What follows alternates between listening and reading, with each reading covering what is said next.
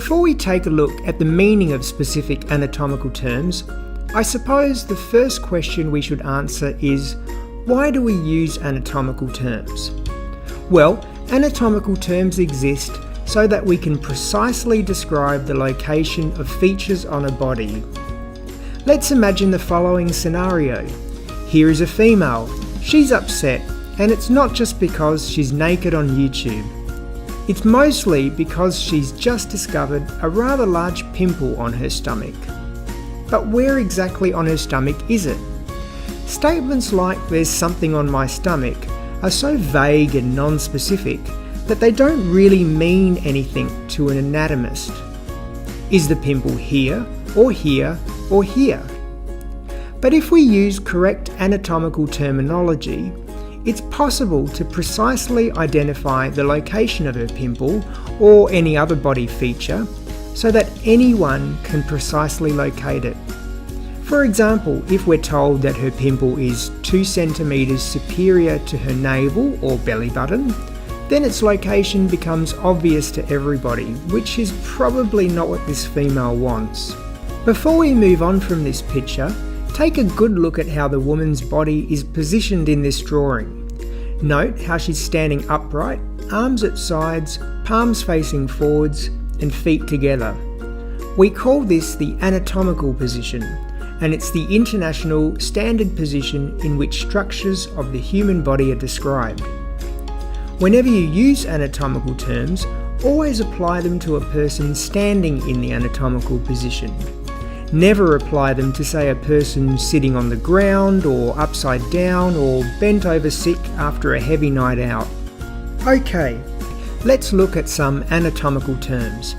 The first terms that we're going to define are the terms left and right.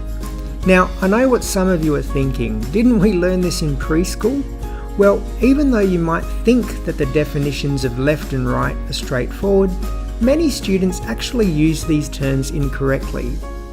You see, when we use the terms left and right, we're referring to the left and right sides of the person standing in the anatomical position, which in this case is the woman in this drawing.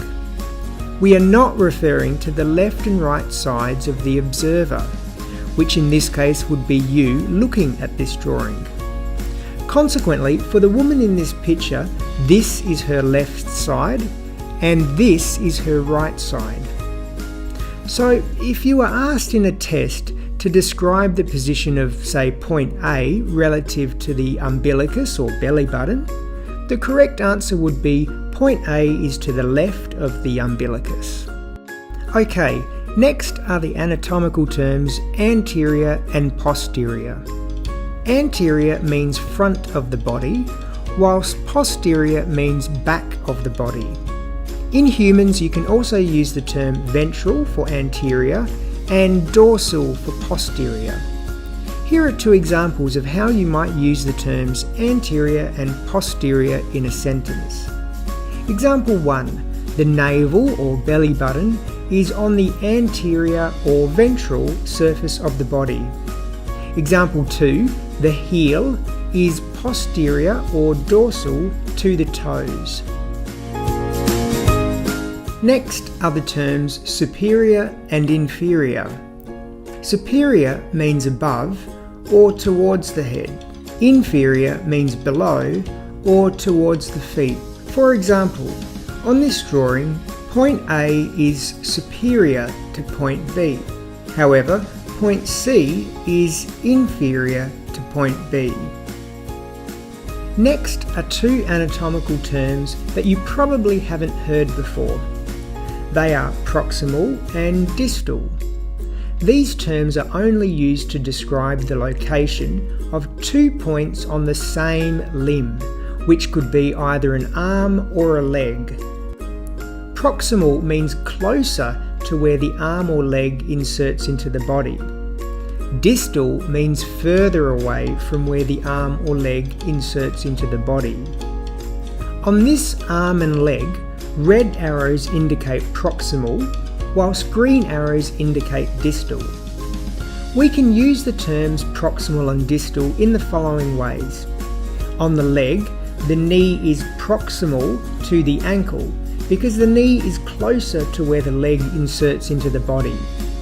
But on the arm, the wrist is distal to the elbow because the wrist is further away from where the arm inserts into the body. Remember, only use the terms proximal and distal when referring to 2 points on the same limb. If a point is no longer on a limb, like point A in this drawing, then you can't use the term proximal anymore. Instead, point A would be superior to point B.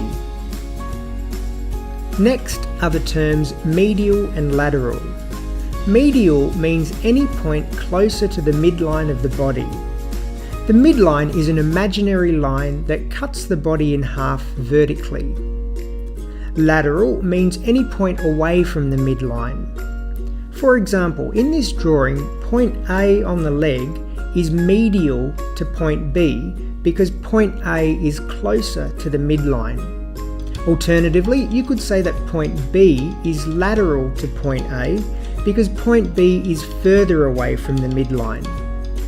Another example would be your thumb being lateral to your little finger on your hand. Okay, now that you've mastered the basics, try to answer the following question. Using correct anatomical terminology, can you describe the position of the nose relative to the eyes? I'll give you 5 seconds to work it out.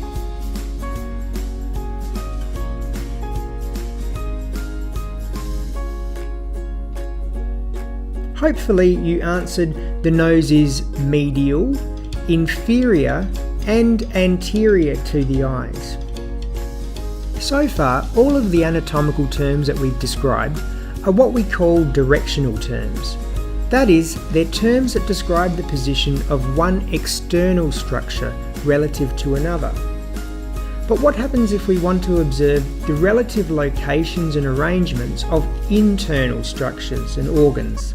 Like for example the heart, lungs and brain. Well, to do this we need to cut the body into slices called sections or planes. The 4 anatomical planes are sagittal, frontal, transverse and oblique.